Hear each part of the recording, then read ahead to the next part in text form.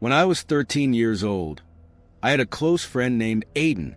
He was a couple of years older than me, but we got along well since our houses were right next to each other. Our neighborhood mostly consisted of older people, so we didn't have many other kids to play with.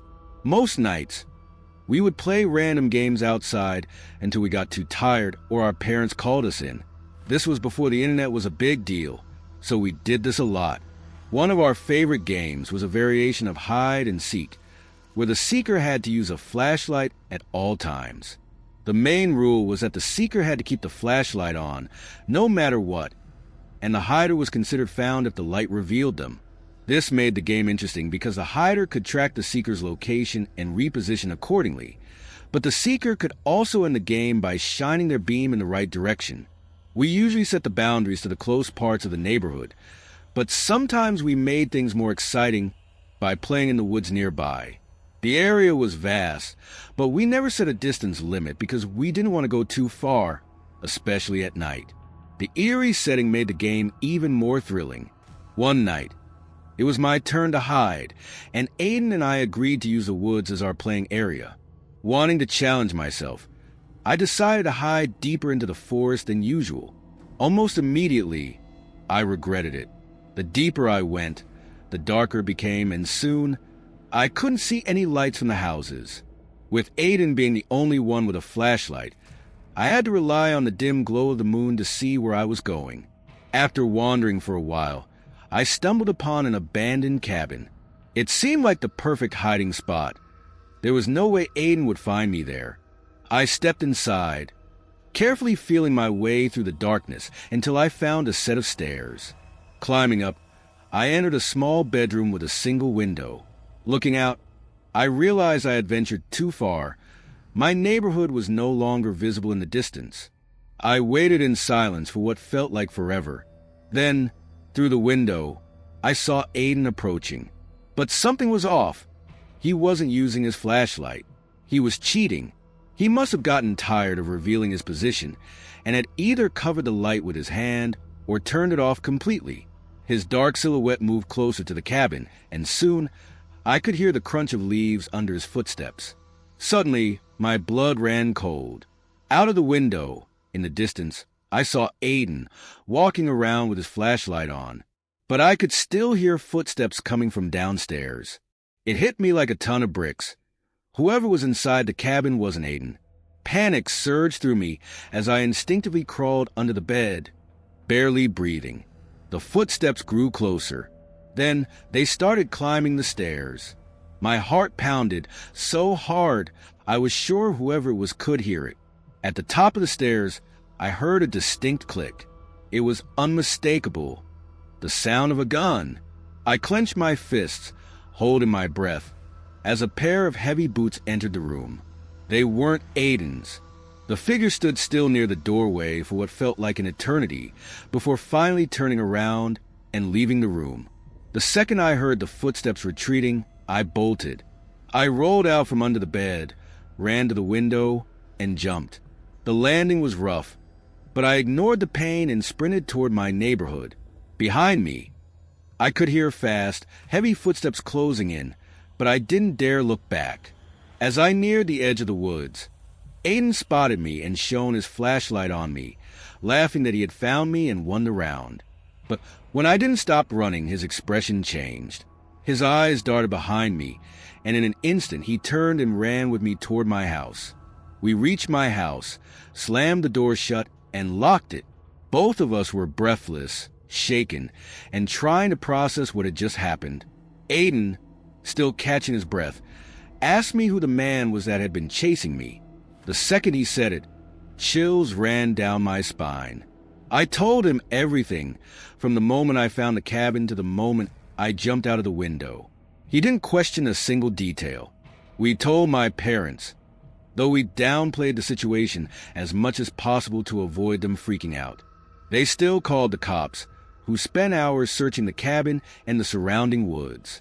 They found no one. From that night on, our parents forbade us from ever going into those woods again. Not that I needed any convincing. You couldn't have paid me to go back.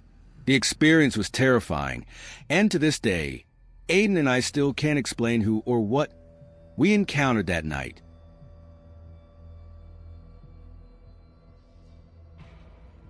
A few months ago, my wife and I celebrated our second anniversary. We both agreed to take some time off work to do something special.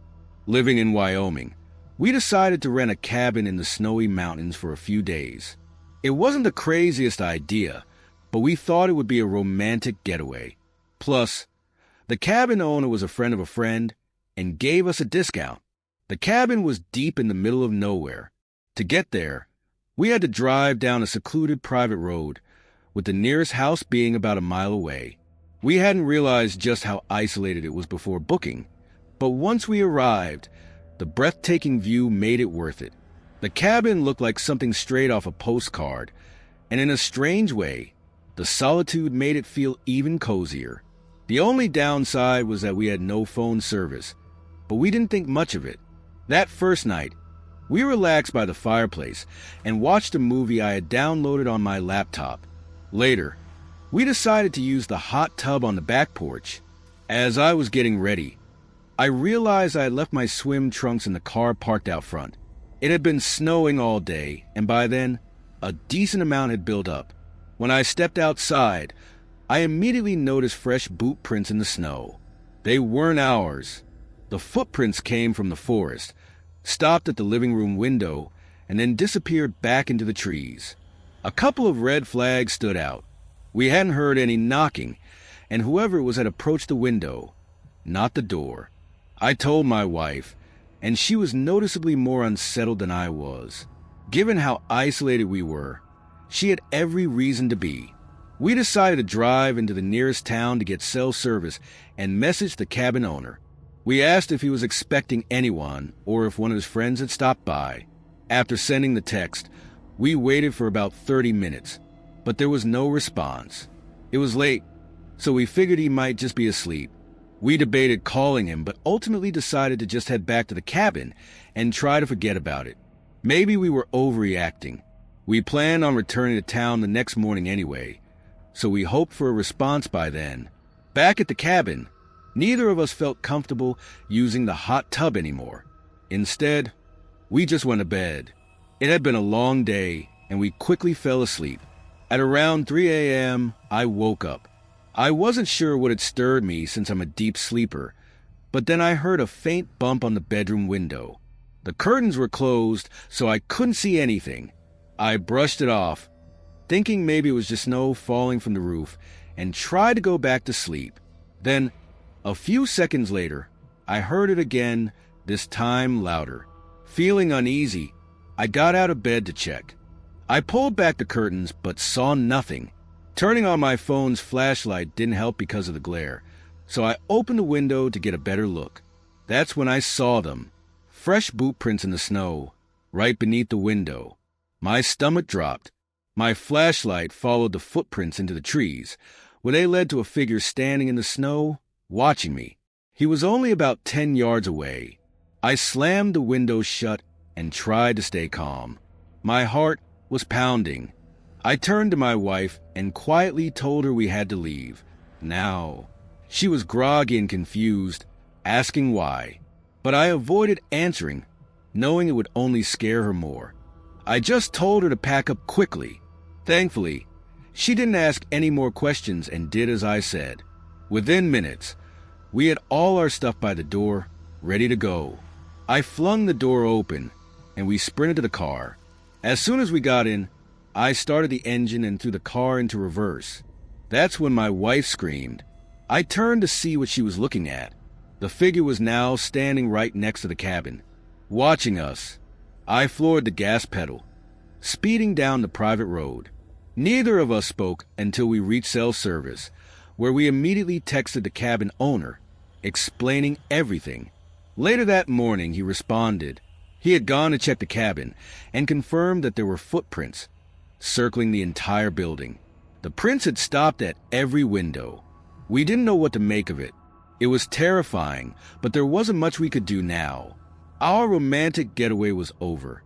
We cut the trip short and spent the rest of our time off at home. To this day, We still don't know who that figure was or what they wanted. And honestly, we're not sure we even want to find out.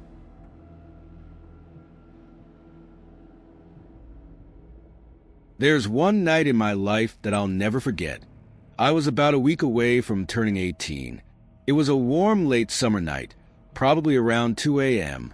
I was with two friends, Jacob and Steven, hanging out in Steven's basement, doing things we probably shouldn't have been doing at our age.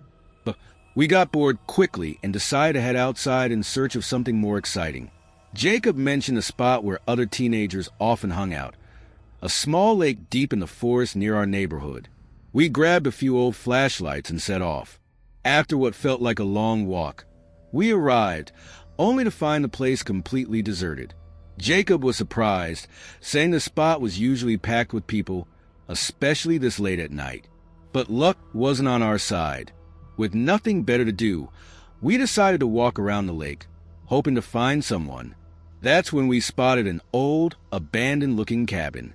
Of course, curiosity got the best of us, and we couldn't resist exploring it. We made our way inside, making way more noise than we should have. Eventually, we reached the upstairs floor and found ourselves in a small bedroom filled with dusty old items. As we rummaged through the scattered objects, the wooden door downstairs creaked open. Our heads shot up. We exchanged nervous glances, standing completely still, barely breathing. Then we heard footsteps moving around downstairs, followed by a man's voice. "I know you're up there." The voice sounded old and unsettling. A chill ran down my spine as I realized the seriousness of the situation. Frozen in fear, we didn't move an inch.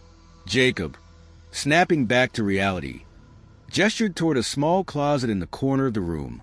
We hurried inside, shutting the door as quietly as possible, squeezing together in the cramped space. The footsteps reached the top of the stairs. The man was now at the entrance of the room. "I can hear you." We remained dead silent, barely even breathing. Then we heard him sifting through the room, moving things around.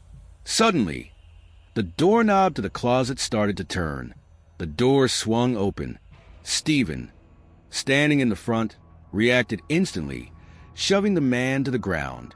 Without hesitation, we bolted out of the room, down the stairs, and out of the cabin. We didn't stop running until we reached Steven's house. Gasping for air, we collapsed in his basement, taking several minutes just to catch our breath. As we sat there in shock, trying to make sense of what had just happened, Steven spoke up. He said that when he pushed the man, he saw something drop from his hand, a small handgun. That revelation sent shivers down our spines. None of us slept that night. We sat in silence, replaying the events over and over in our heads. One thing was certain. That man didn't live there. The cabin was completely abandoned. Anyone could see that. So where did he come from? What was he doing there? And most terrifying of all, what would have happened if Steven hadn't reacted in time? The three of us are still good friends to this day. But ever since that night, we've never gone back to that part of the forest, for obvious reasons. Even now, I can't help but wonder what would have happened if things had played out differently.